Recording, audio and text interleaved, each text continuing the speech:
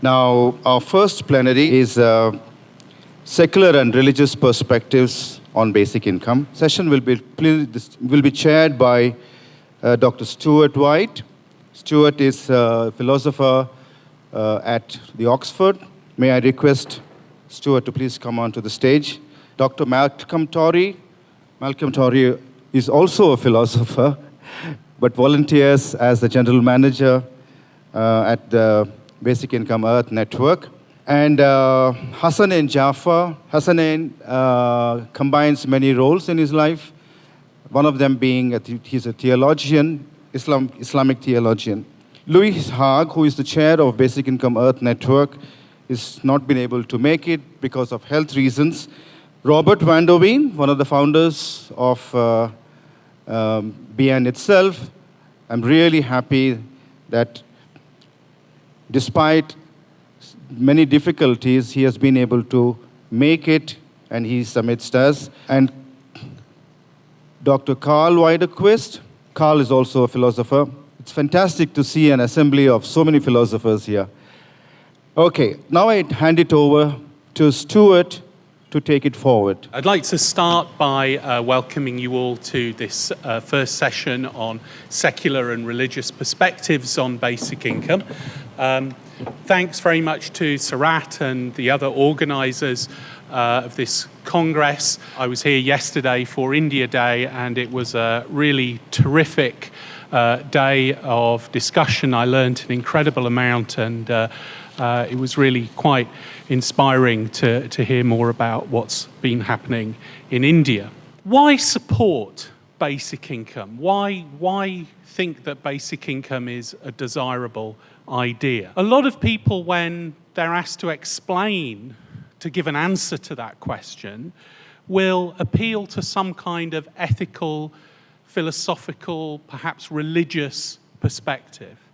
Even those who think of themselves as having a very pragmatic support for basic income, grounded in a response to very pressing real-world problems, when you interrogate that pragmatism, you often find that there are particular values of a philosophical and ethical or religious nature which underpin that pragmatic support for basic income. And one of the things that's, I think, very striking about basic income and the basic income movement, if we can talk of a basic income movement, is the diversity of philosophical and religious perspectives, the diversity of ethical and religious perspectives from which basic income derives its support. And that's obviously a strength of the basic income movement, that diversity of perspective, that gives us a sense that basic income can become a common ground across diverse ethical, political, and religious perspectives. But that diversity is also perhaps a challenge. If you think, for example, of the way in which basic income draws support both from left and right politically, that on the one hand, that's a strength. It means there's a potential for alliances across left and right. But it's also a challenge. Certainly in my experience, some people on the left are wary of basic income precisely because there seem to be also people on the right who support it. And I think an issue there to reflect on if you're a basic income supporter. And also, as I think we'll focus on in this panel in particular, it may be challenging that there are both secular and religious perspectives that give support to basic income. There's a view which says that religious perspectives shouldn't have a kind of central place in the politics of a democracy because religious arguments, perhaps particularly sectarian, they can only appeal to the adherents of the religion. They have less public purchase than supposedly less public purchase than other secular philosophies. So there's a challenge there in thinking about the way in which so-called secular on the one hand and religious arguments and perspectives hang together as part of a basic income movement. And I think certainly in the academic discussion of basic income, which I'm familiar with, we've tended perhaps not to explore the religious perspective. So one of the things which I think the panel is trying to do today is to try and correct that imbalance and try and bring the religious perspectives in and think about both the pros and cons of that. Before I turn to our panelists, just to say that although there is a sort of diversity of perspectives that support basic income, I think another question we need to think about in this panel is whether we have enough diversity of perspectives on basic income. Are there perspectives that we lack, that we need? I think already this morning, in one sense, we've had an enriching of our perspective by listening to some testimony from people who've actually received a basic income. That's certainly a new experience for me at a basic income conference. So the diversity of perspectives, secular and religious, a strength and a challenge. That's what we're going to talk about in this panel. And I'll just do a further round of introductions. Myself, I'm a tutor in politics at the University of Oxford. I've written on basic income in an academic and a lesser extent an activist context. We also, hopefully, by video, have Louise Haag, Professor of Politics at the Department of York, long-standing advocate of basic income and author of a new book, The Case for Universal Basic Income, which came out this year. Secondly, we have Hassanein Jafar, who's Managing Director of Eyes Collective in London and also Director of Basic Income UK. Hassanein has a background in community organising with Citizens UK. Our other panellists include Malcolm Torrey, very long-standing advocate of basic income in the UK, with a long-term role in relation to the Citizens Income Trust in the UK, and the author of a number of books on basic income, including Money for Everyone, Why We Need a Citizen's Income, and Citizens' Basic Income, A Christian Social Policy. Carl Widerquist is one of, I think, the founder members of the US Basic Income Group, US BIG, has a doctorate in economics and in political philosophy, and his doctoral work in political philosophy was published as a book, Independence, Propertylessness and Basic Income, Freedom as the Power to Say No. Robert van der Veen is formerly a professor of politics with a specialism in political theory at the University of Amsterdam. Robert has authored a number of excellent articles on basic income, including one of the sort of founding articles in the philosophical literature co-authored with Philippe van Parijs, A Capitalist Road to Communism. And also, possibly joining us, Faizan Mustafa, who is a professor and vice principal of the university we're currently at, the Naslar University of Law, who hopefully will be joining us as a discussant. So to start the panel off, I'm going to ask each of our panelists to say something about their own ethical perspective, where they're coming from in terms of support for basic income. Each of them will have roughly 6 to 8 minutes to say that. Hopefully we'll be able to bring in Louise as well through video link. I'll then ask a few questions, perhaps particularly exploring this question about the role of religious and secular arguments, respectively, in the basic income movement and basic income advocacy.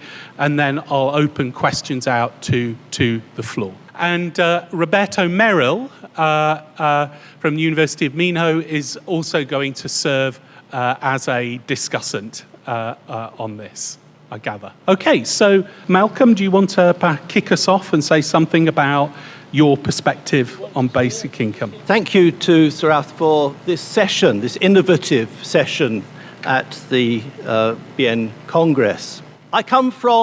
I'm Malcolm Torrey, and I'm Director of the Citizens' Basic Income Trust in the UK, and I come to this subject from a wide variety of perspectives. I'll come to that briefly in a moment. But what I've been asked to speak about today is the Christian perspective from which I come to the subject of basic income. A basic income, or a citizen's basic income, as we sometimes call it in the UK, is an unconditional, automatic and non-withdrawable payment to each individual as a right of citizenship. It's as simple as that. At the heart of the Christian faith is the grace of God, by which we mean the non-withdrawable love and unconditional generosity. You can see the connection. We do not earn God's love. It is simply a gift. That is at the heart of the Christian faith. And it is no surprise, therefore, that a large number of Christians have been involved in the basic income debate over the years. Particularly true of the Quaker tradition within the Christian faith. And you find Quakers represented in many of the initiatives in the UK in particular in the basic income history. Jesus said in Mark's Gospel chapter 2 verse 21, "The Sabbath was made for humankind and not humankind for the Sabbath." What he meant by that was that the institutions of this world and of our religious traditions are for the benefit of humankind. It is simply a gift. The Sabbath was a gift to the Jews. It wasn't simply an obligation. Sometimes gifts become obligations, but they remain gifts. A basic income is a gift in that sense. It's simply given to us for our benefit. So for a Christian, the primary reason for pursuing the basic income debate has to be that it reflects the heart of the Christian faith. The unconditionality at the heart of the Christian gospel finds an echo in the unconditionality at the heart of basic income. The Christian tradition finds absolutely no echo in conditional benefits, whether they're means-tested or for certain categories of people. It is very hard to find a connection between the Christian faith and those. But that isn't the end of the story, because a gift can inspire a gift in response. Thus, Jesus' words in Matthew's Gospel offer an invitation. You received without payment, give without payment. And so, the receipt of a basic income is not an invitation to do nothing in the world. The receipt of a basic income empowers people to make a difference in their communities, in their workplaces, in their families. It is an invitation that results in action. And that is how the Christian faith works too. It is an unconditional gift, the love of God, and that is an invitation to us to give unconditionally. A little while ago, I was asked if I would write a book that would introduce the subject of basic income to the Christian churches. And so I wrote Citizens' Basic Income, A Christian Social Policy. Remarkably, it's still on the publishers, Darton, Longman and Todd's website at £5. So if you want a copy, then do go and look for it before they decide that that's too cheap.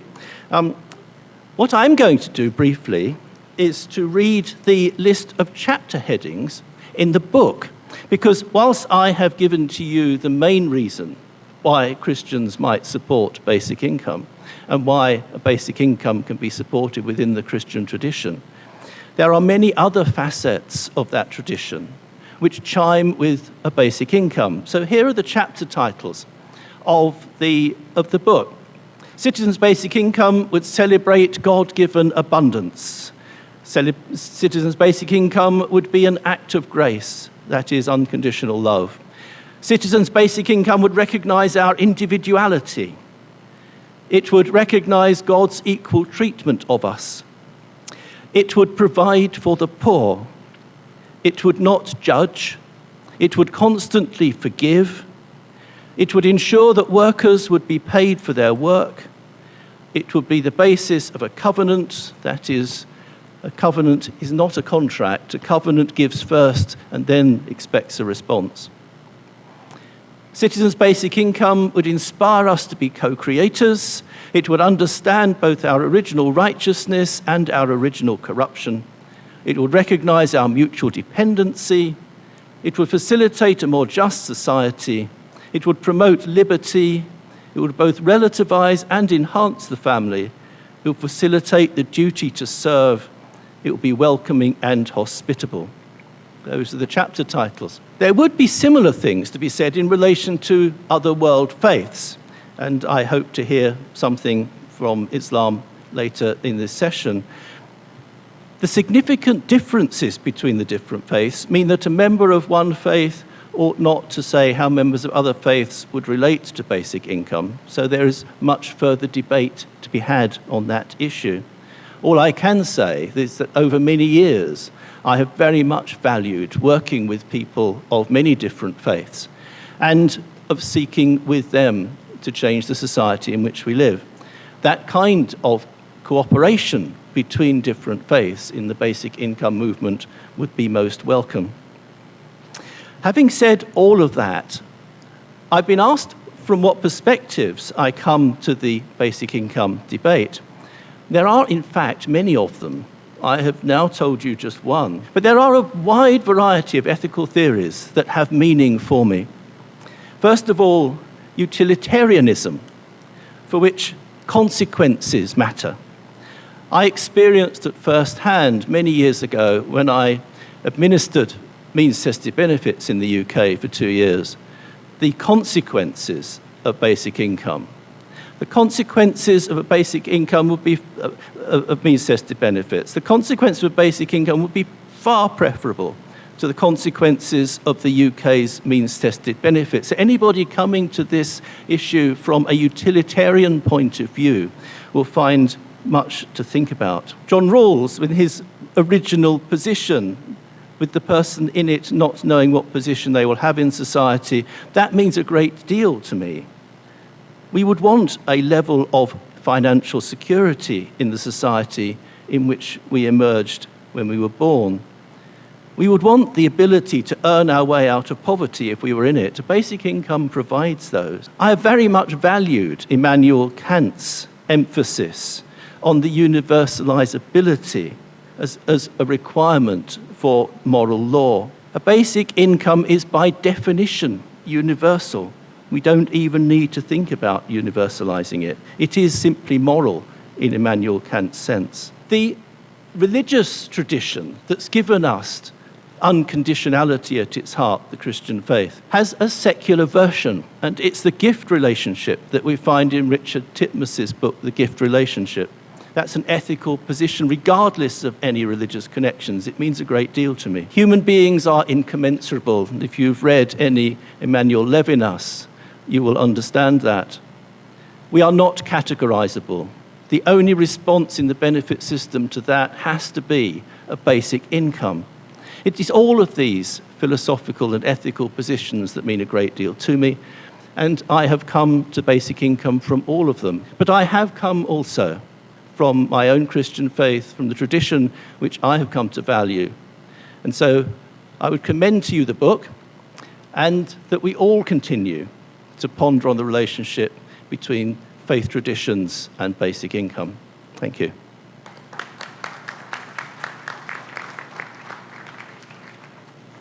Thank you very much, Malcolm. We'll turn next to Hasnain Jafar. So over to you, Hasnain. Thank you. Thank you, Stuart. Good morning. I'm Hasnain Jafar. I was amused today to be introduced as a theologian by Sarath. I think to classify me as a theologian, you'd have to expand the definition to practically breaking point. If anything, I've done a bit of reading around theology. I am not a theologian. In fact, when Sarath called me and asked me to come and speak here on the Islamic perspective, I said it might be difficult to get 1.6 billion opinions on the stage. What I will do is talk from the perspective of a Muslim, and a Muslim particularly in a minority context, which is all that's represented here. I haven't seen any Muslim majority country representation here. So that's the perspective from which I come. But my personal story is a bit different, actually. My personal approach to basic income wasn't from the Islamic perspective, but my faith and my upbringing in the Islamic culture is what has led me to be an activist of any sort in the first place anywhere. So my work with Citizens UK, which I did over a number of years, was as a result of my membership of my faith institution, which is a mosque in Birmingham, and that is eventually what led me to the campaign on basic income. There is a very strong Islamic culture around giving, around wider society, and around contributing to the society. So my experience at Citizens UK, in my faith community, and in business actually, is what led me to the campaign around basic income. But there is a very strong Islamic case to be made for the campaign on basic income. And there isn't much work done on it, unfortunately. I have read a couple of very good papers, but like all religions, I imagine, but my familiarity with Islam is best, there is a huge emphasis in the Quran and in the Hadith, which are the narrations from the Prophet, on the emphasis on meeting the needs of all in society. And in fact, there's quite strong, almost forceful language across the text where people who do work towards meeting the needs of others in society is considered highly virtuous, is really praised, and those who are seen as greedy, and actually there's a lot in the Quran that points towards merchants who are seen as usurpers and who are greedy. Not all merchants, but I mean, often there's that distinction made, and the condemnation of that greed, and verses like that we will make hellfire easy for you because you've made the world easy for yourself, and things like that. So really strong language around this. So there is an overall an Islamic perspective that requires more work, certainly, and I'm not a theologian. I'm not here to build that theological perspective, but there's certainly a big argument there to be made for basic income. There's also one huge pitfall for any argument that anybody will construct around basic income from the Islamic perspective, which is that the Prophet was a political leader, and he ran a government in Medina, and he didn't implement the basic income, the unconditional basic income, as we see it today in his lifetime. And for anybody trying to create an argument in the Islamic world, that is going to be the biggest challenge that they face from a theoretical perspective. But actually, my interest is more about talking about this from a Muslim perspective rather than an Islamic perspective. And by that I mean, as an activist and not an academic, when we're looking to promote basic income in faith communities, it doesn't become about the rational or theological arguments around it. It becomes about why adherents adhere, or why people practice their faith, and what we can do to tap into that and make this part of their practice. And from that perspective, actually, especially in the UK, which I know best, the Muslim community is prime for tapping into. The Muslim community, on the one hand, in all minority contexts in the West, has major issues which basic income would seek to resolve. So in the UK, for example, in Birmingham, where I live, we have a 20% Muslim population. 75% of those Muslims live in poverty. And this problem is prevalent across the UK, and I'm sure it's prevalent in most minority contexts where Muslims are. So there are plenty of issues like that, which basic income for the Muslim communities would be of huge benefit. So that's one of the primary motivators, I think. But the Muslim communities are also uniquely charitable. In the UK, a recent study found that of all the different faith groups in the UK, the Muslim community was the most charitable. So on the one hand, living in poverty, on the other hand, the most charitable, because there is a very strong culture of giving, of contributing in the, in Muslim communities, in the minority world certainly, and I think in the Islamic world in general. And lastly, again, an area which I think needs a lot of work, but the Muslim communities in minority contexts everywhere are heavily affected by Islamophobia and racism. And even in areas where they're not, there is a perception of victimization because of what's happening globally in the world. And I know there's some work coming out of America. I learned yesterday about some of that, but there is a lot of reason to believe that a basic income would seek to resolve or be part of the resolution of this problem as well, and actually have a big impact on the experience of Muslim minority communities in the UK and in the West generally. Thank you very much.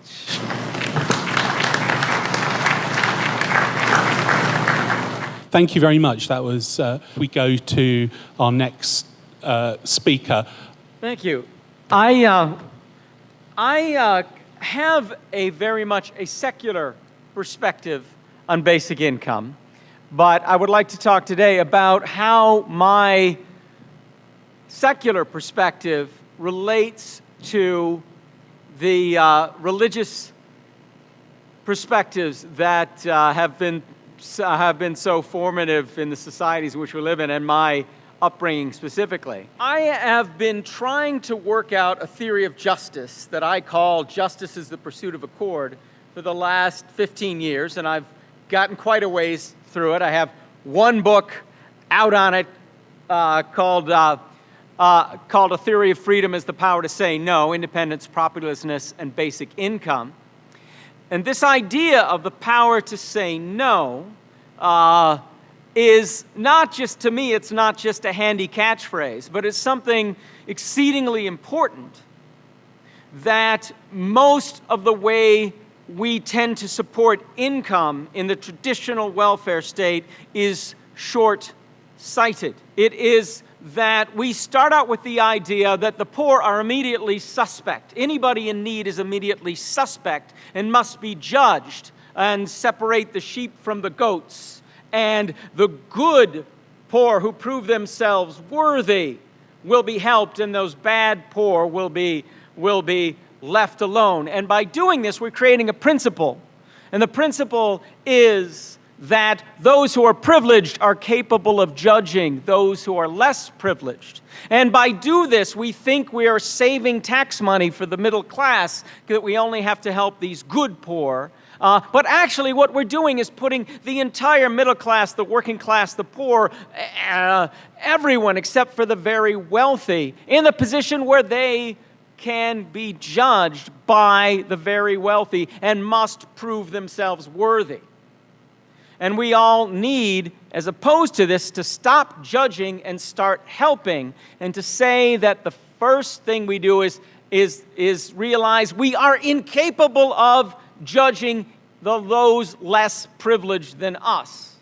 And we must realize that to put everyone on equal footing, we have to give everyone the power to say, give or grant or recognize or stop interfering with the power that everyone has to stay out of participation, active participation in our economy, which we all would have if we have enough access to the resources of the earth. We are creating poverty by separating individuals from access to the resources of the earth. And by this, we are making all of us, the middle class, the working class, however you want to define it, the able, the disabled, everyone at the mercy of a very judgmental system. And now, this perspective is something that is highly controversial, and that I think many in the basic income movement are sympathetic to. And it remains a hard sell in the wider world, but it is taking on, and it's as a challenge. But I'd say that this is something that actually, I think, grows out of my Christian upbringing. I was raised by liberal Christians. I'm not a Christian myself today. I was raised by a very religious but very liberal parents, and the liberal and even socialist side of Christianity has never died in America. It's been outshouted by religious conservatives. But it is still there. It has been there for a very long time. And the kind of upbringing that I had looking at the New Testament was given to me a sort of a philosophical anarchist view of the state, which is a philosophical anarchism is not necessarily the position that there must be no state, but that the state must be viewed skeptically, that just because the state or the government or the majority says do something doesn't mean it's the right thing to do. And very often, the state needs to be challenged. You get that perspective. I got that perspective from the New Testament by the fact that the Roman Empire was very hostile to the early Christians, and the stress of the morality of the Bible was do the right thing regardless of what the Roman Empire is telling you to do. But when you look at charity, I think that charity is one of the most stressed things throughout the Old Testament and the New Testament. But it is not often connected to this idea of the covenant that everyone is equal and that grace is a gift from God that Malcolm talked about, and this should be done unconditionally. So the Jewish and the Christian branches of the Abrahamic faiths do not specifically say give and give unconditionally. Now, as I understand it, the other two Abrahamic faiths both actually have verses that say this, or something that says this a little more literally. And my perspective on this comes from several sources. One, in 2006, at this conference in 2006 in Cape Town, South Africa, a Muslim woman came and talked about the idea of zakat. And zakat is one of the 5 pillars of Islam, and it's often translated as charity. But she says that it's actually more than charity, that it is a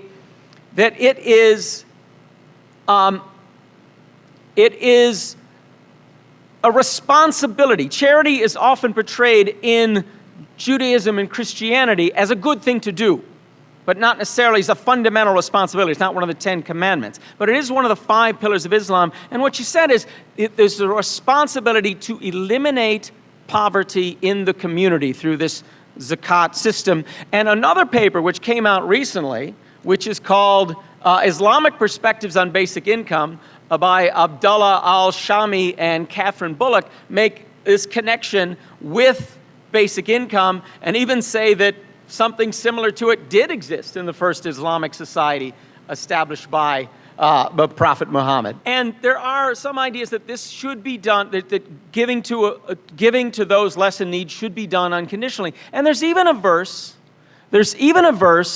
in the fourth Islamic faith, the fourth Abrahamic faith, which is Mormonism, which is Christianity plus a New Testament. And Christianity is Judaism plus a New Testament. So I would say Mormonism is a fourth Abrahamic faith. And in Mormonism, I came across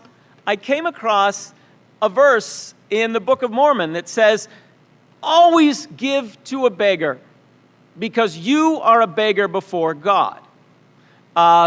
Which I think is actually a very beautiful verse. And I'd actually heard somewhere that actually most of the best stuff in the Quran is just lifted from the King James Bible. And I went asking people who know more about Christianity than I do, do you know this verse? Is this in the Bible? Where is it from? Is this taken from the Bible? And it's not in the Bible, not literally in those terms. However, it is in the Confessions of St. Augustine, that very line, which comes up in the Book of Mormon, is in the Confessions of St. Augustine, who makes that connection, that we're all beggars before God with this idea of grace, this idea that you don't earn grace, God gives you grace, and you're never worthy of it.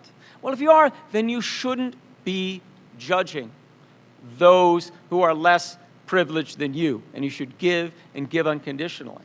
And I think that all of these different perspectives need to be taken into account and listened to, because we all come from these different perspectives and we can all learn from each other. And learning from the secular perspectives and the religious perspectives and the different ones is very important. I think, and one way to say why it is so important, so it said to me, and something I heard that Salman Rushdie said, which he said that once you stop arguing about whether these stories are true or not, then you can realize what good stories these are and what deep morals there are in these stories and how much we can learn by studying these scriptures. So I think we all need to listen to each other and take these different perspectives into account. So there's my disjointed perspective of religious and secular takes on basic income. Thank you. Thank you very much, Carl. Let's now see if we can go to Louise's video. Thank you. Hello, my name is Louise Haag. I'm making this presentation from York. I'm delighted to be able to present today. I'm going to talk briefly about my perspective on universal basic income, and I'm going to do that by talking a little bit about my book, which has just come out with Polity, called The Case for Universal Basic Income. And in that book, I make what I refer to as a democratic humanist case for basic income. And I do that by trying to also clarify how it's possible to have common ground in terms of the institutional innovation that basic income represents, but also to have different normative perspectives, which then also, I think, lead to different outcomes when it comes to governance. So really, the book looks at basic income and the case of basic income in the context of development governance. And my argument is that basic income contributes in that context to a form of what I call humanist governance and humanist justice. And one of the underlying rationale that I present, which I think is different from perhaps some other arguments, is that I think justice should speak on people's behalf. And what that really means, I think, in terms of the case for universal basic income, is that I emphasize the institutional properties as distinct from the redistributive properties of basic income, by which I mean not only that basic income helps build people's agency by providing economic security, but actually that basic income contributes to generating a new governance structure and to legitimize and make visible the importance of governance structures to support individuals' agency and to erect institutions of justice, as opposed to leaving it to individuals, so to speak, to bargain it out themselves. And so making this argument, I think, does somewhat change the focus of what it is that basic income achieves and does in a political context. And I also think what it does is that it allows us to look at basic income as a long-term project of institution building, which is necessary but not sufficient for this thing that I call humanist justice. So in this context, I make some more specific arguments. I talk about the challenges that we face in terms of development governance today. And I see those challenges very much as a case of uprooting of development governance. So that implies, of course, a critical perspective on globalization. It also implies a critique of what I consider to be sometimes rather fatalistic perspectives on this uprooting of development governance that has occurred. Now, some people say that really there isn't an uprooting, there's a sort of re-regulation, states remain powerful.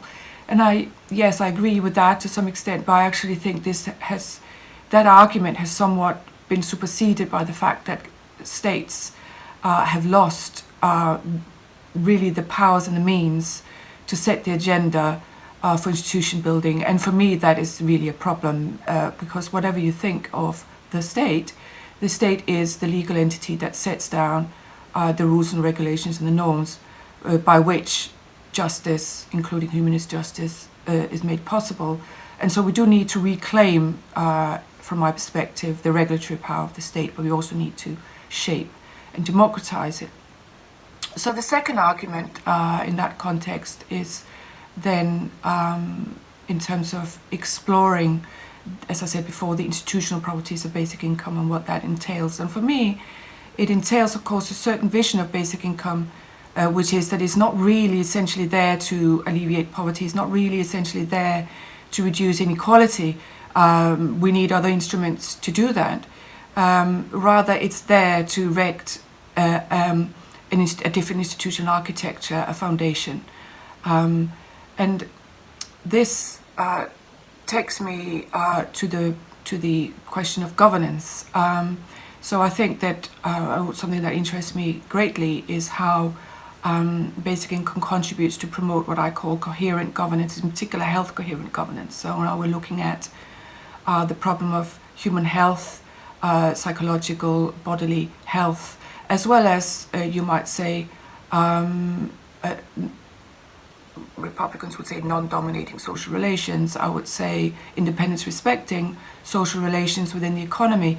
And I think this goes much beyond the normal conception of health to include ways in which institutions support equality in social relations of all kinds. And there I think basic income is necessary but not sufficient, but a very exciting, presents a very exciting vision for or rethinking how institutions govern our lives, and because they do, how we need to shape them. So this also allows me to explore how basic income is not in conflict with other instruments of humanist governance that I identify. And of course I talk about public services and how they might be delivered and funded, and I'm very keen on not losing, but in fact reinventing the concept of planning and occupational planning, especially within public service provision. And I'm also very keen to explore why stable work matters, and why in terms of humanist justice and governance, I am very skeptical of the vision that basic income might help support self-governance of work. A fourth argument I make is in terms of what I call human interests. I argue that above the political, or maybe even before the political, it's possible to identify human interests in this thing that I explore as humanist governance. And in my book, and I talk about the existence of a human economy, which actually governs governance, so to speak. So the challenge really for us is to make institutions, design institutions in a way that they are more responsive to this, what I refer to as a human economy. And I can't really go into that in great length in this talk, but I invite you to read the book because I say more about it there. And the last point I think is relevant just to mention in this context is how then I engage the human development approach, in particular the work of Sen, as well as to some extent Nussbaum. But Sen is well known to be a skeptic of universal basic income, and I think one of the reasons he's a skeptic is because of the strict egalitarian design of a universal basic income, and he worries, of course, that this will undermine the rationale when thinking about capabilities and supporting capabilities for distributing resources unequally, and also to focus on public provision in relation to need. And so one of the arguments I make is that if we approach the problem of basic income, the case for basic income, from the perspective of humanist justice, humanist governance, actually many of the objections that Sen might have about basic income, they fall away. And also many of the sort of confidence that Sen might have had about public provision supporting capabilities. Of course, we know are now under challenge. We have the rise of punitive states and sanction systems that stigmatize and set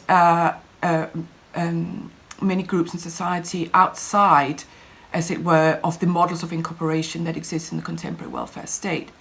And so I think when people from the human development perspective argue, and there's a very famous image in which the argument is presented against something like a universal basic income, which is the image of the family who's standing on boxes to try and view a football match that is occurring behind a fence, and they all get the same box. But what's the outcome of this? The outcome of this is that only the father is able to lift his head above the fence and watch a football match. His wife's too short and his children are too short. And there's a similar image where you have a disabled person in a wheelchair equally unable to lift his head above the parapet and watch the football match. And so this is the argument against strict egalitarian justice that's made and in favor of a capabilities approach. Now I argue that whilst I accept that and I actually agree with the problem that is portrayed there, what this image does is it takes these boxes, the existence of these stable boxes that lift people above the parapet, for granted. And what we have now is that we have a broken system. The foundation of the building is broken, and a bit, perhaps it was always broken. I mean, one of the arguments I make in the book also is that I reject the idea that basic income should replace the postal welfare state in wholesale, but I do argue that the postal welfare state was built on a design flaw, a massive design flaw, which continued to reinvent itself in different forms, which is of course the means test and the conditionality test on basic subsistence. But it's possible to correct this design flaw without throwing the baby out with the bathwater, so to speak. And so again, I think I need to conclude. I've spoken for nearly 11 minutes. But the case I make in the book really is that it's possible to make the case for basic income from a human development perspective. I criticize some aspects of the human development perspective, particularly its skepticism concerning governance and institutions, and I advance a case for basic income in terms of humanist justice, but I also advance a broader case for humanist justice in that book. That's my talk, and I hope it all goes well, and thank you very much for listening to me. Bye-bye. Thank you to Louise there, setting out a democratic humanist perspective, focusing on human development, in particular benefits of basic income for health and participation in democratic governance. So our next perspective is going to come from Robert van der Veen, who I think is going to talk about a Marxist perspective on basic income. Good morning. I'm very happy to be here at the conference in India to present a perspective, a secular perspective on basic income that is based on Marx. It's not Marxist in the sense of being wedded to a class struggle movement, to the anticipation of a transition to a socialist system of production. It is rather a system that I have in mind that is based on a Marxian vision of communism. And communism is a system, an association, as Marx would say, in which the ruling principle is the full and free development of every individual. Now, I could call this talk the pivotal role of unconditional basic income in the transition to this kind of communism based on the ruling principle of the full and free development of every individual, as Marx set it out in the third volume of Capital and other places, even foreshadowed as early as 1848 in the Communist Manifesto, where he talks about communism as an association in which the free development of each is the condition for the free development of all. So, just a remark. To achieve this transition and have UBI, unconditional basic income, in the usual sense in which we are discussing it here, is individual, non-means tested, and not tied up with behavioral obligations. Those three features of unconditionality play a role in this story. And to have this perspective here maybe is rather appropriate from the point of view of the title of this Bien Congress, which is Basic Income as Freedom and Development. So now, how is the communist goal to be achieved? How does the transition work, and what is the function of basic income in it? Now, here I build on work which I did long ago independently and then in close harmony with Philippe van Parijs in this article, The Capitalist Road to Communism, in which we have a kind of notional starting point where it is economically feasible to distribute basic income unconditionally for every resident at the level of customary subsistence. This is perhaps a little bit optimistic, but it is our vantage point, and it defines the starting point of this perspective. And now, in order to explain how this basic income transforms society in a way that will bring progressively forward this ideal of the free development, the full and free development of every individual, I invoke a Marxian article of faith. The article of faith is called the primacy of the productive forces, and it is the proposition that in the right social relations, which could be in our story a capitalist welfare state, in the right institutional structure, the forces of production, growth and technology will develop progressively to create both more free time and more consumption possibilities. Moreover, in the long term, this is a process in which, through consumption and enjoyment of free time in the collectivity, in the family, and in the whole state, the needs of the people develop progressively in a more all-round form, in a more sophisticated way, in a way that Marx calls the development of the species being. Now, here you have a real article of faith which Marx developed throughout his whole work, starting from the Economic and Philosophy manuscripts in 1843. So this is what we actually do invoke. Now to the pivotal role of basic income. Here the story becomes a little bit more economic. It is important to note that this process of development of the productive forces under modern conditions almost everywhere and for a long time, not only in the era of robotization, automation, AI, development of biological technology. No, for quite a long time, indeed, since the early industrial revolution, we have a development where the demand for labor is progressively declining, even though consumption through economic growth grows constantly. If you look at time series, you can see this over the long run. And this means that basic income can be used to adjust the supply of labor, given growing populations and education, which puts people on the labor market as suppliers of labor. The basic income as an unconditional income, which is apart from the wage, can be used to progressively dampen down the supply of labor to adjust to a gradually declining volume of labor demand.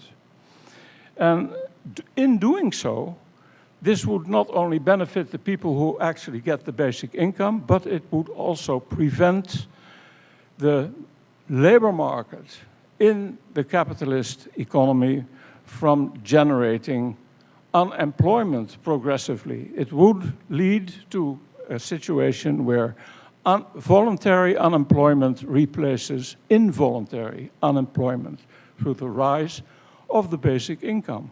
So that's one reason why we think basic income is a pivotal institution in a capitalist welfare state under these technological conditions. But there is another aspect to this which might be called the shift from contributions to needs.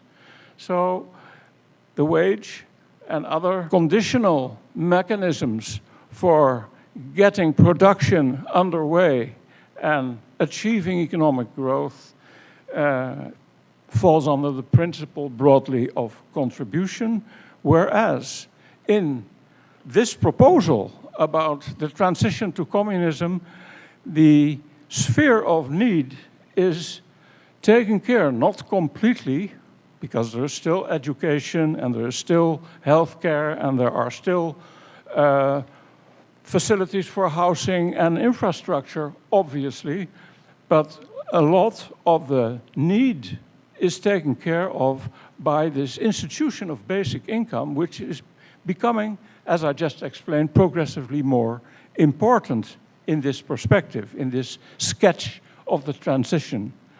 And so what you have is a shift from contribution to needs as basic income grows as a proportion of national output per capita.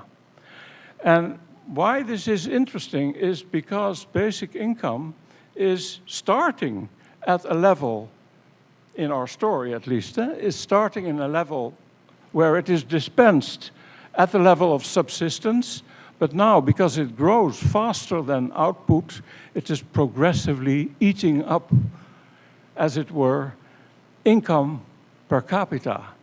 And this leads to a notional endpoint in which almost the whole social product per capita will be distributed in the form of a basic income.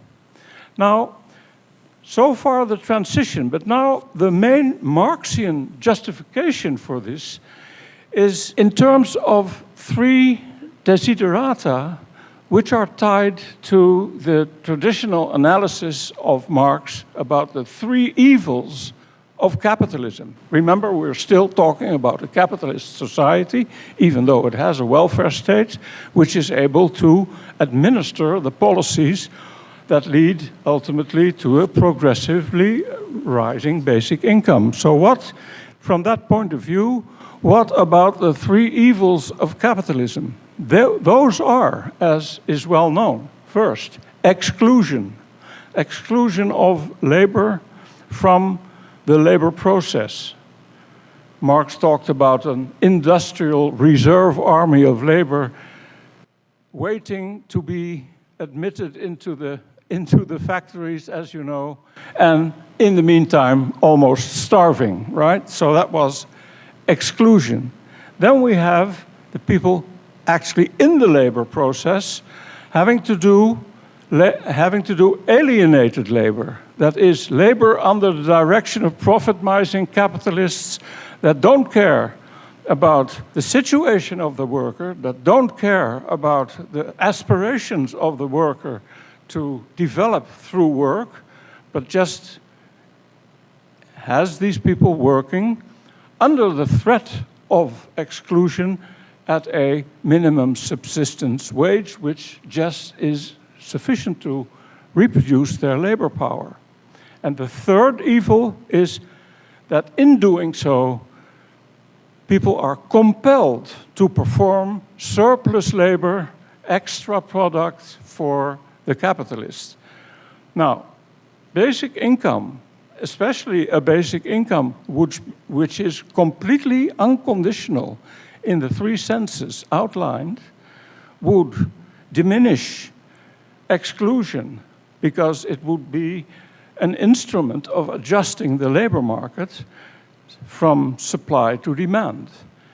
Secondly, it would give the workers freedom from toil. They would not have to work if they didn't want anymore, unless they wanted to take care of their interests over and above subsistence, which gives them, obviously, the bargaining power, and the famous ability to say no to bad jobs and to say yes to good jobs, even if those good jobs are not very lucrative in terms of wages.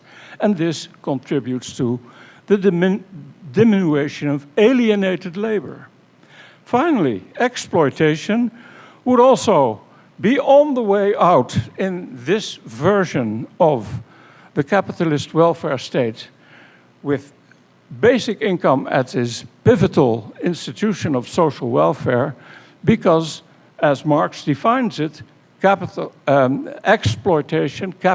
exploitation is compelling the worker under threat of exclusion, under threat of starvation, to perform surplus labor.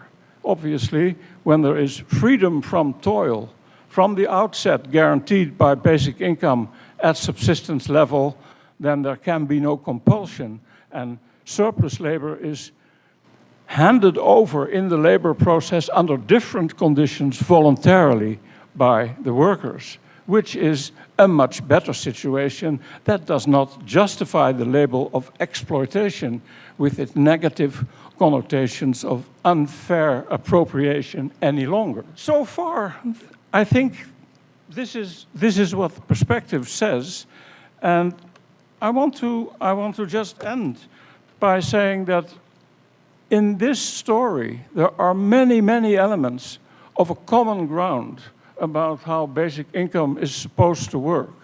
I think if you connect my story, some of the elements of my story and some of the elements of the story presented by Malcolm in this session, they are pretty much the same. Especially if you talk about the advantages of basic income over means-tested distribution of social welfare. The principal advantage of having these different perspectives, I think, is not only that they cater to people that already believe in the articles of faith of the perspective in question, but that it also, through focusing on a common ground of understanding about how basic income can improve matters, which is more or less independent of perspectives, it contributes to the higher levels of understanding and diversity in an open society. Thank you.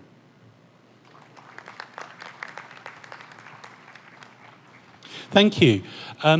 For the remainder of the session, I want to, first of all, use my position as chair just to dig into some of the issues about religion, religious and secular perspectives a bit more. I'll pose a couple of questions, one to Malcolm, one to Hassanein. I'm then going to ask Professor Mustafa, Vice Principal of the university we're at. I'll ask him after I've asked those questions to say a few words, and then I'll open it up to the floor. I think we have about half an hour remaining in total.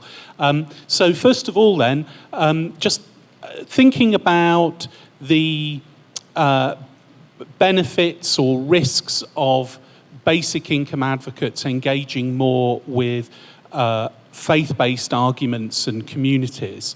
So on the one hand, thinking about the reservations or anxieties that some people are going to have about that, there's an argument that comes from a very influential school of political philosophy in Anglo-American academic political philosophy, which says, well, religious arguments are okay for believers, but they're not the sort of arguments that you should make in a public context to your fellow citizens. So, for example, an argument that appeals to the example of Jesus Christ, the way Christ lived, which argues that we should follow that might be an argument that's okay as it were, as a private argument for Christians. It might be a very authoritative argument for how they should live their lives, but a certain kind of critic is going to say it's not an argument for using the state as a coercive institution to set up a basic income program. It's not an argument that's going to have resonance for the non-Christian, precisely because it appeals so much to Christian beliefs. So I wondered if Malcolm, in a moment, could say something about that sort of skeptical argument, which I know is out there. Then thinking on the more positive side, we do have an example in the US and the UK, certainly, of very successful community organising, broad-based community organising on the model of Citizens UK, for example, which, for example, has put the living wage as a policy very much on the agenda in the UK. So I'm just wondering what the basic income movement, what basic income campaigners might have to learn from broad-based community organising. Is there potential for a kind of constructive link up there? And I was wondering if Hasnain could say more about that. So first, Malcolm, if you could respond to the sort of sceptical challenge, and then Hasnain, if you could say more about the community organising side. It's generally true that any argument for basic income will appeal to some people and not to others. And to each individual or institution, one set of arguments might appeal and another might not. So yes, it is important to bring arguments from a Christian perspective into the public sphere, because there will be institutions, individuals to whom those arguments will appear to be relevant. There are other reasons as well. For a coherent society, it's important that we should understand each other. And so for somebody for whom a basic income argument from within the Christian tradition may not seem immediately obvious, to hold that dialogue can enable the individual or institution concerned to understand more about the society, the very diverse society in which we live. And it's good for all of us to hear arguments from new perspectives that will enhance our own understanding both of the world in which we live and of the basic income and the debate about it that's now highly diverse and global. An important element of the diversity that faith communities and faith tradition arguments bring into the basic income debate is the very diversity of those faith communities and traditions. I have offered you a particular Christian perspective. There are many others. And there are arguments from within the Christian tradition against a basic income. It's important to recognise that. In Paul's second letter to the Thessalonians, he famously said, "The one who does not work shall not eat." Now, that was an expression of frustration expressed towards some individuals in the church who weren't pulling their weight and providing enough resources so that the church could serve those in need. That's the context. But that is still wheeled out sometimes as a general statement. It's important to hear those things and to know that some Christians come from that point of view. So the diversity of our society, the diversity of different faith communities and traditions, we all need them all. And so it is important that those faith community debates, the perspectives get into the public sphere. Just to add to that, I agree with what Malcolm said, but there is an example. We have an example of institutions that try and target multiple or a very diverse society using multiple messages for different target audiences. And the example is business. And we see it all the time in business. In reality, what we're talking about here and having different messages for different audiences, this is a marketing issue. And it comes up again and again. When Asda in King's Heath in Birmingham has a massive Eid Mubarak stall, and Asda in Sutton Coldfield will have a small A4 poster saying Happy Eid.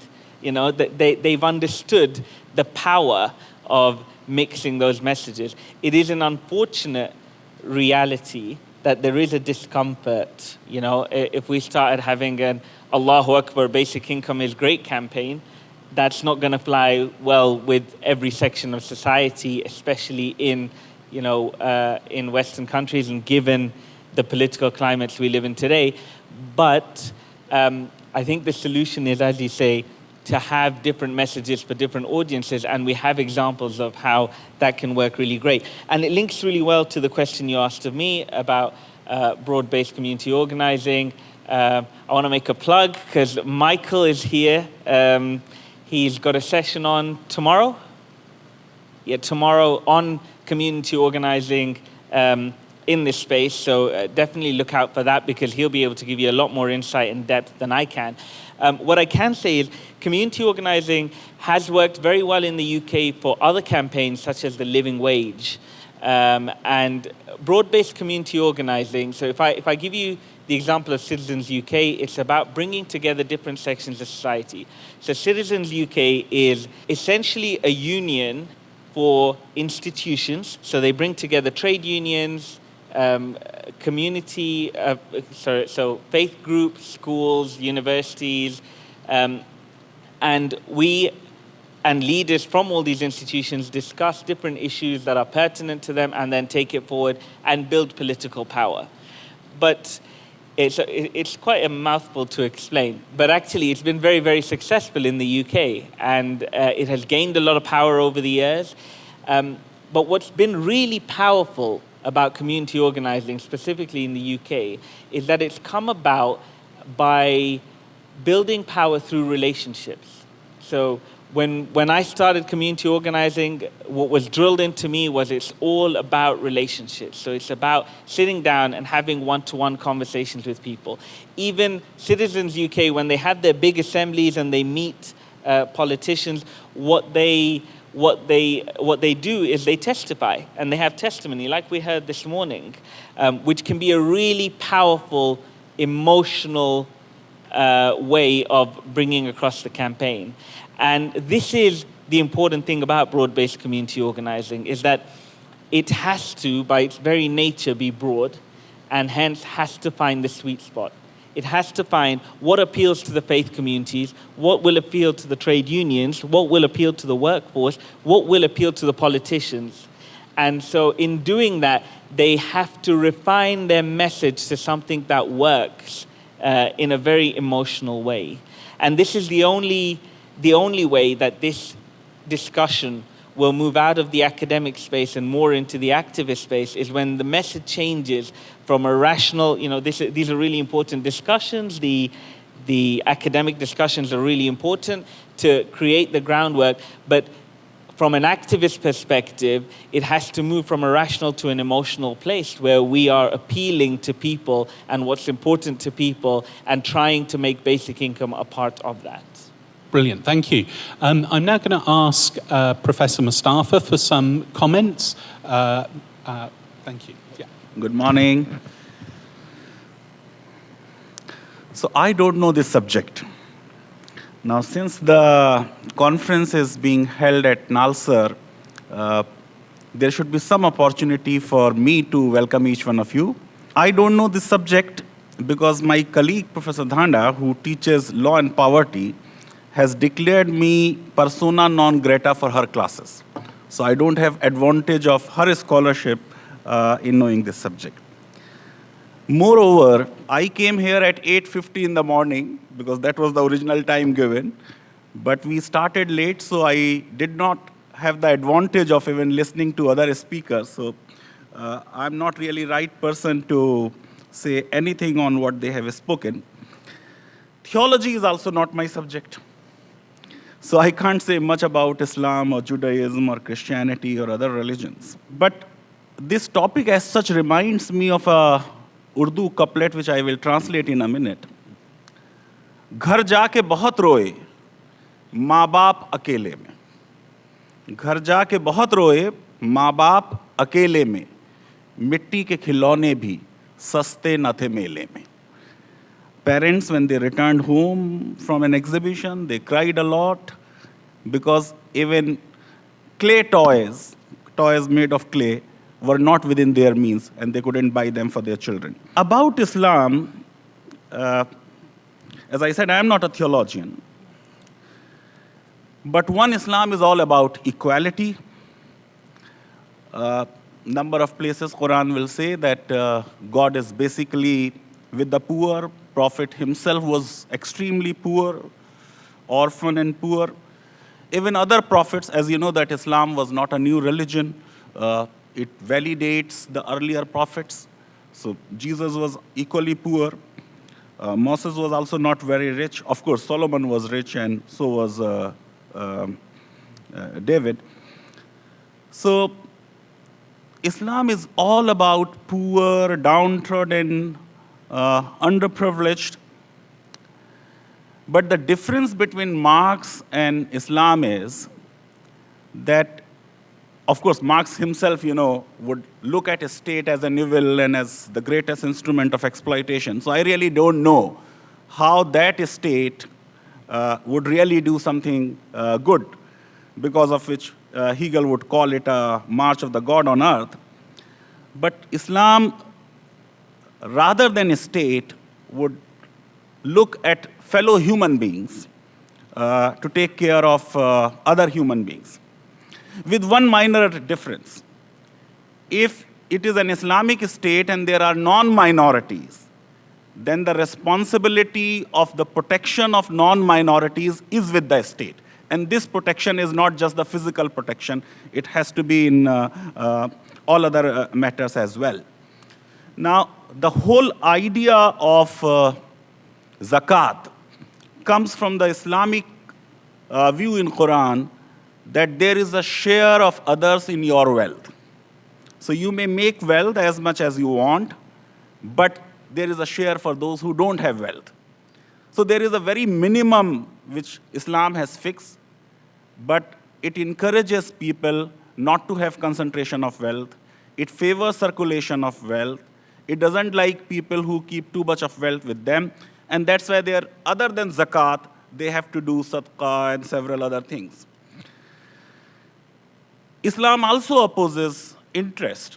Of course, this interest is not modern interest, it's usury, and the whole idea is that when an individual is taking loan from another individual, the rate of interest should not be exploitative and very high rates.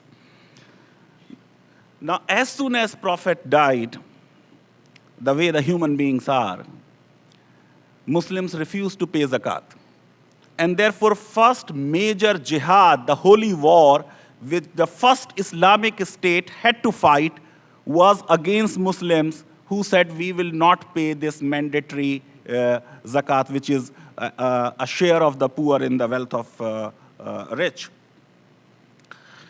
The other thing I want to say is, if you look at the whole scheme of Islamic society, it says that you are not supposed to have your food, even food, if your neighbor is going to sleep hungry.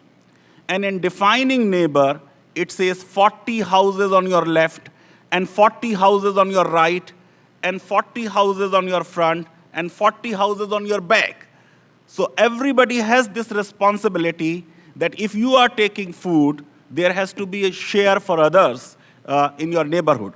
And rights of neighbors were so much emphasized by Prophet Muhammad that there was a fear that maybe a share in inheritance will be created for the neighbors, even though this subsequently did not happen. Now let me quickly come to my little bit understanding of Indian Constitution, which is the subject I teach. We talk of justice, social, economic, and political. We talk of equality of status and opportunities. We want to reduce inequalities. But what is the reality?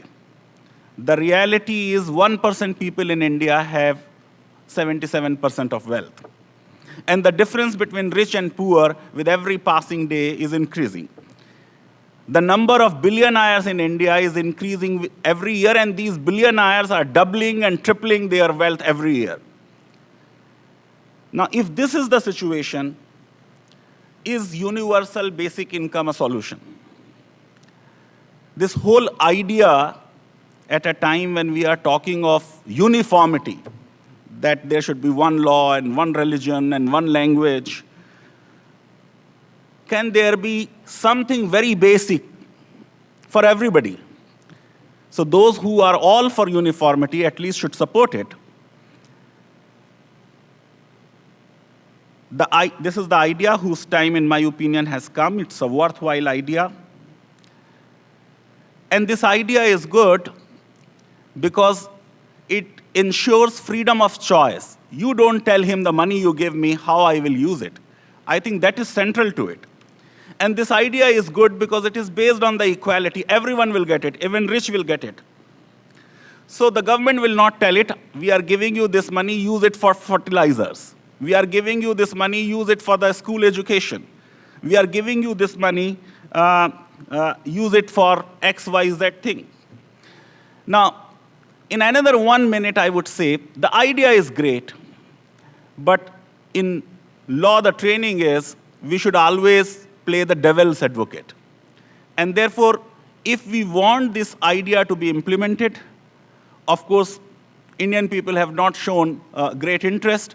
So the Sikkim chief minister, former chief minister, in 2019 elections promised universal basic income. He was in power for some 35 years. He lost the election. Congress made some kind of similar promise. Nobody looked at it. So we need to convince majority that there is some value and some worth in this proposal, and it is based on the liberty model. Then only we can really move forward. And why should we move forward?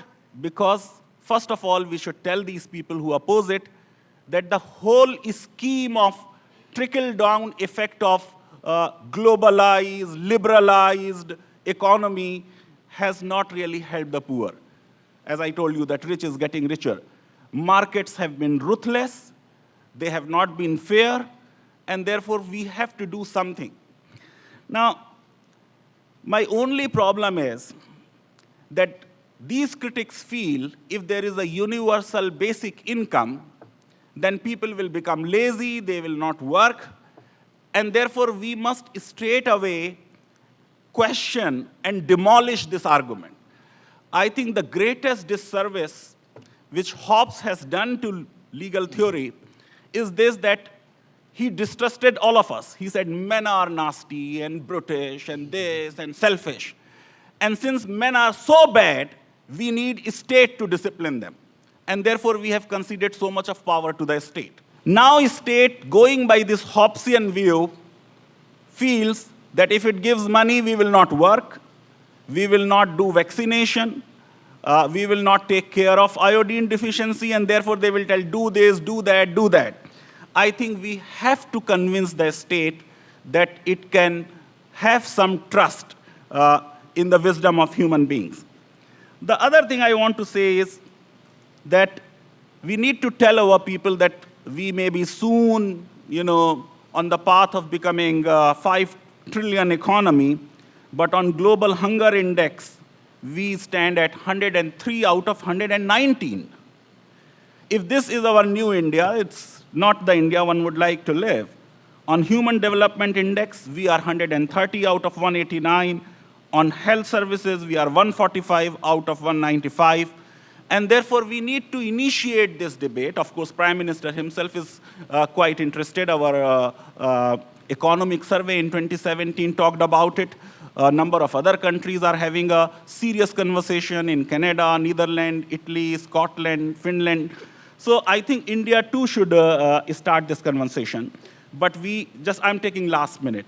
What we need to do, we have to tell these people that, one, this is a very, very small amount. Therefore, let us not say that if this happens, then something very great is going to happen in our society. So even in the pilot we did in Madhya Pradesh, what was the amount we were giving? Some 300 rupees. So 300 rupees or where you give, even if it becomes 670, 22 rupees a day is a very, very small amount. Two, we have to convince that currently we are spending about 4.9% on various subsidies, about 950 schemes right now government is undertaking.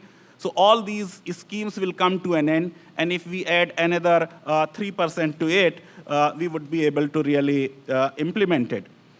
So how do we get the public support? They say it is maybe good politics, but it is bad economics. They say that politicians would indulge in competitive populism. So if one party promises 1,000 rupees, the other party will promise 2,000 rupees, the third party will promise 3,000 rupees. Therefore, we have to answer this question.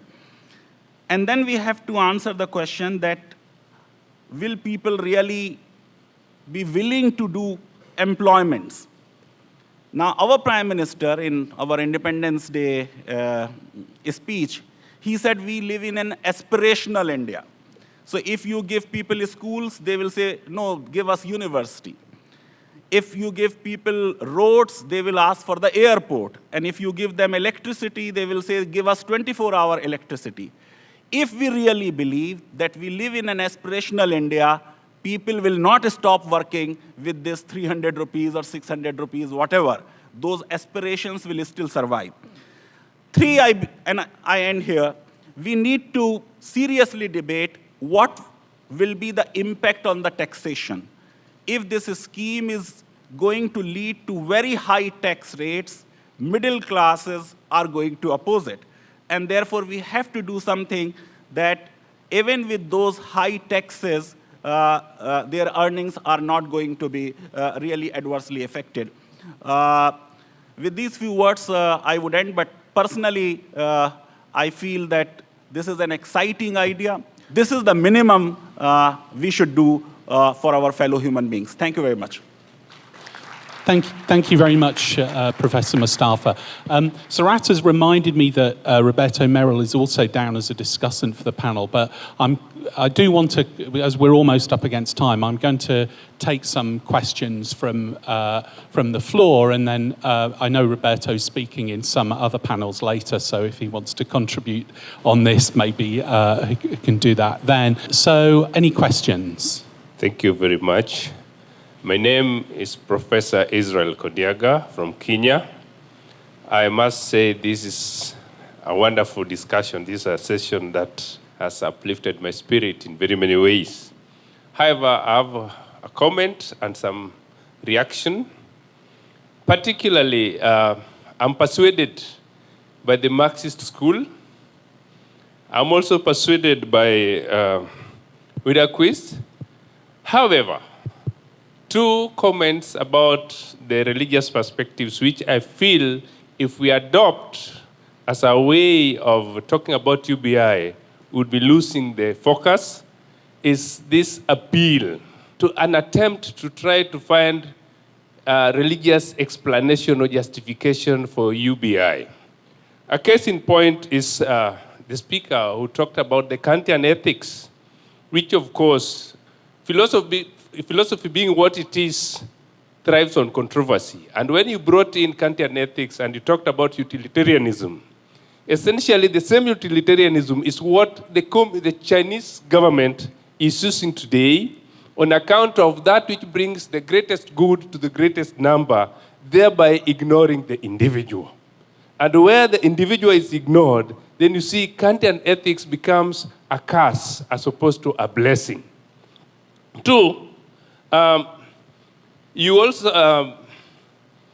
religion has been used to justify oppression, regardless of which religion you're talking about. Whether you're talking about the Abrahamic faiths, Paul advises slaves to be very loyal to their masters. You know that even Jesus, who talked about one person giving a shirt to another one, never did much to actually justify the aspects of basic income. Basic income must be pursued as a right as opposed to pursuing it as some favor. Because when we talk about the religious faiths, whether it is Hinduism, which you know in this country has stratified the country into caste systems, which again is harmful, and that is the reason for UBI.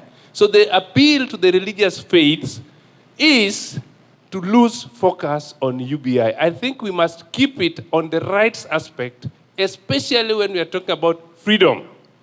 And then there was an allusion to St. Augustine. And St. Augustine, with his Paradise Lost and Paradise Gained, ostensibly now makes us contribute to the UBI from a faith point of view that somehow will benefit later. We want UBI to be seen as a right so that governments and those in charge, even the people in charge of industry, see the need to give it, because either if they fail to give it, then they are actually trampling on people's rights, as opposed to trying to use metaphysical models to justify a rights issue. Thank you very much.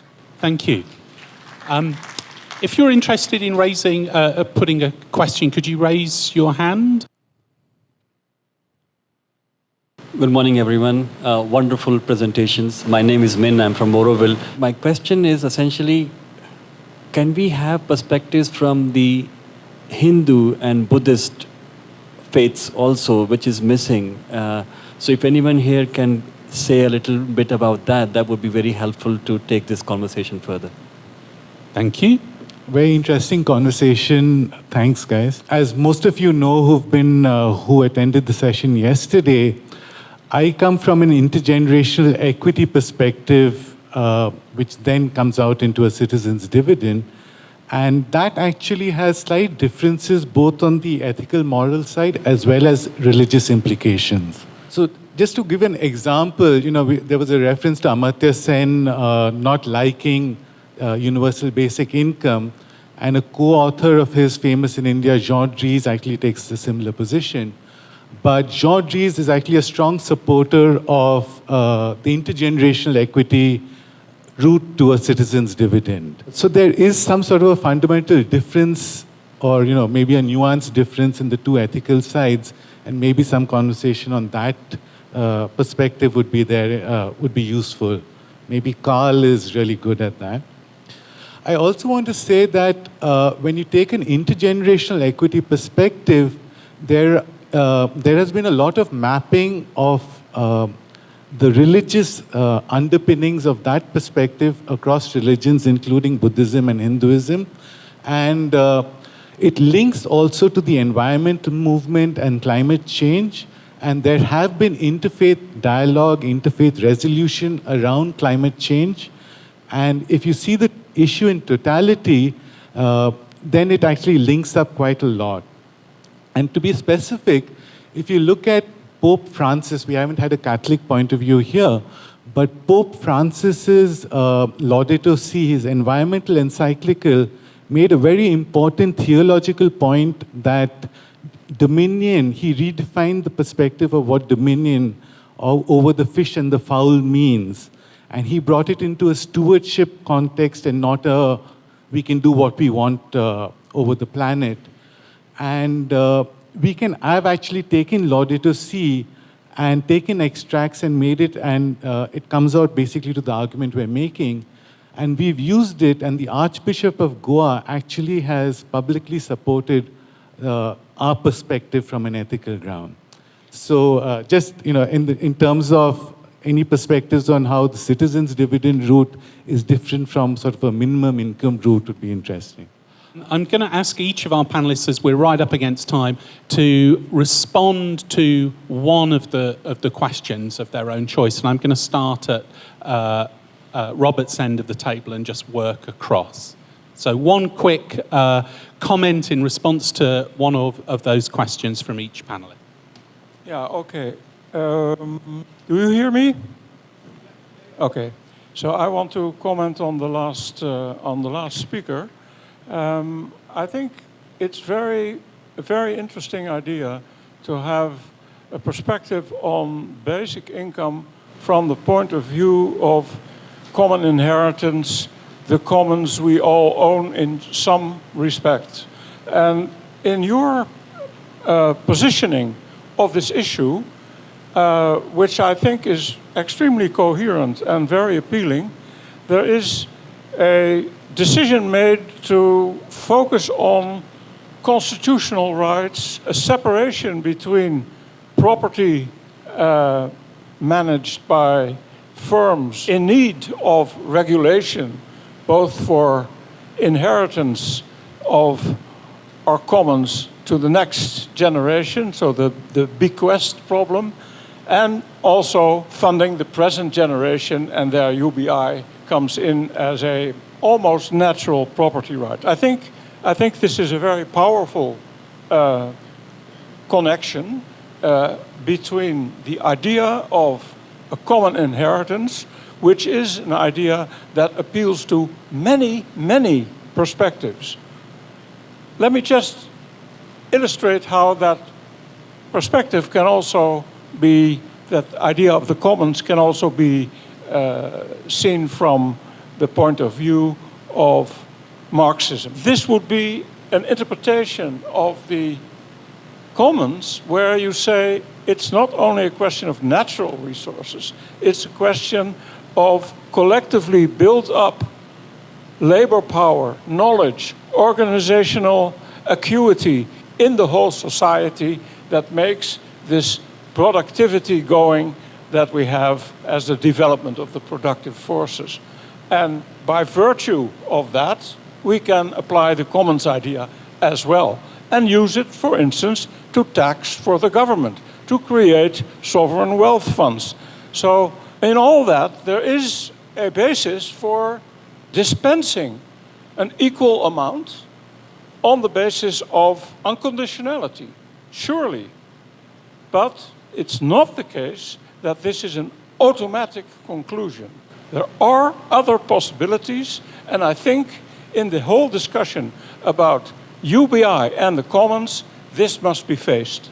Okay, I want to draw a connection between what Israel said and something that Stuart said earlier, is that should we not stay away from these religious perspectives? Why use the coercive apparatus of the state to enforce a basic income on the basis of religious beliefs? And I think it's this belief that we should constrain. I'm not a religious person, but I believe that we cannot ask religious people to totally stay away from these ideas.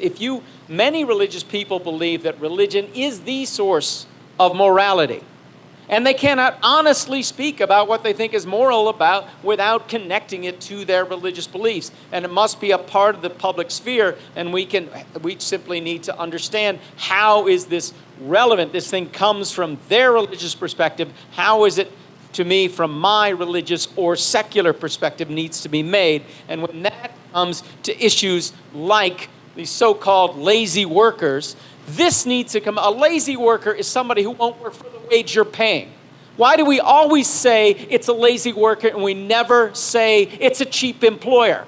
If this person doesn't want your wage, maybe you're too cheap to pay the wage they deserve. And because we have closed the commons, we have owed this to us. Because we do not let people work for themselves, and work today means working for the more privileged, we owe us. We owe it to each other for closing the commons, a basic income large enough to meet your basic needs, so that you decide if you're going to work for someone else or not. Thank you. No, just taking it forward from him, I feel if you look at the money which religions raise out of charities, if you go to churches or mosques or temples, they have huge money. Now, in this donation, there is an element of voluntariness. People on their own come forward and make such big donations.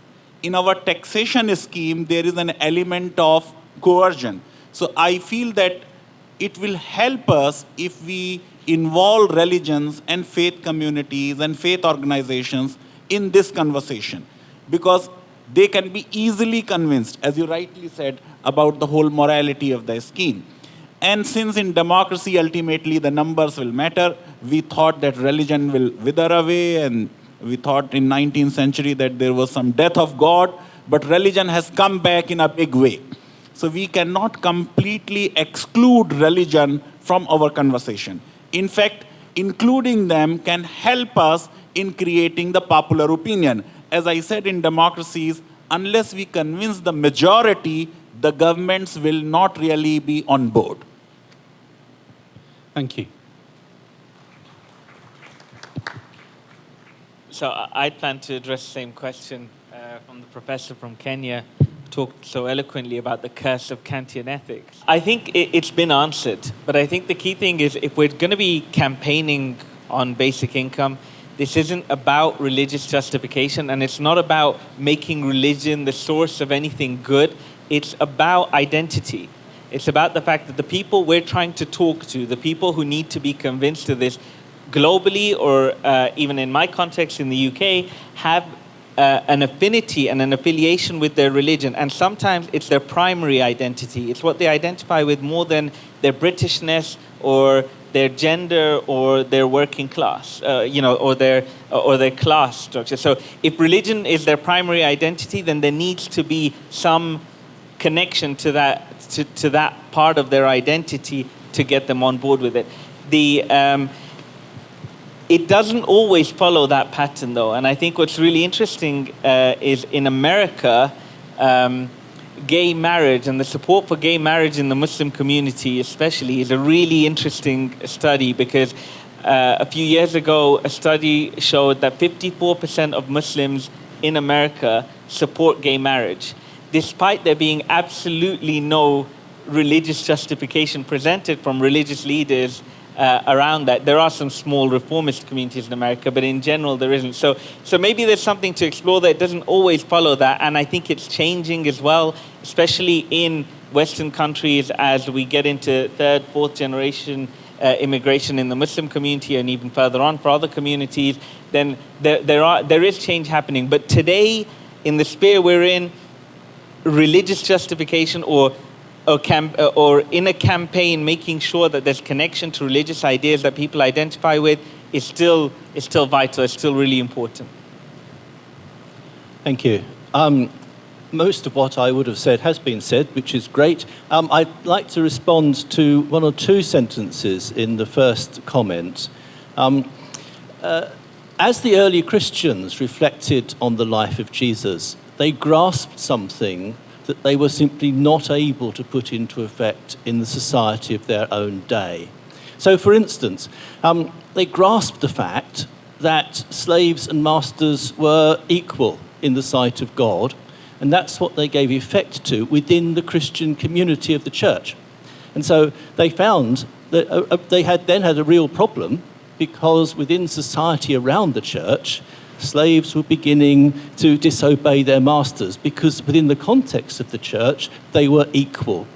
Hence Paul's suggestion to the slaves that for their own good and the good of the church in their secular life, they really did have to carry on obeying their masters. It just wasn't in Paul's gift to abolish slavery. We know what he felt about it, because when he wrote a letter to Philemon, he asked Philemon to release his slave, whom Paul had got to know. And it was later in the history of the Christian church that what these early Christians had grasped, they were able to give effect to, and were at the heart of the abolition of slavery. Paul had grasped the absolute equality of everybody when he wrote his letter to the Galatians. He said there was neither Jew nor Greek, neither male nor female, it takes some time sometimes to change society around you, to give effect to these fundamental, both religious and human truths. Thank you. I'd like to thank all of our panelists for their contributions. Thank you, the audience. We've run a little over time, but I think it's been a very interesting panel. I think the discussion as a whole has brought out both the benefits and the challenges of bringing together the secular and the religious perspectives. I'm not going to try and do a kind of grand summary of it all. In my own religious tradition, Quakerism, there's somebody who tries to sum up the spirit of the meeting. I'm not going to try and do that, but I would pick out 3 concepts that resonate for me coming out of the discussion, and I'll be thinking more about. One is common ground, the other is mutual learning, and the third has to do with emotion and identity as important features in building a movement alongside rational argument. So thank you all, and now we'll move to the next stage of the Congress, and let's show our gratitude to the panelists and to yourself for the question.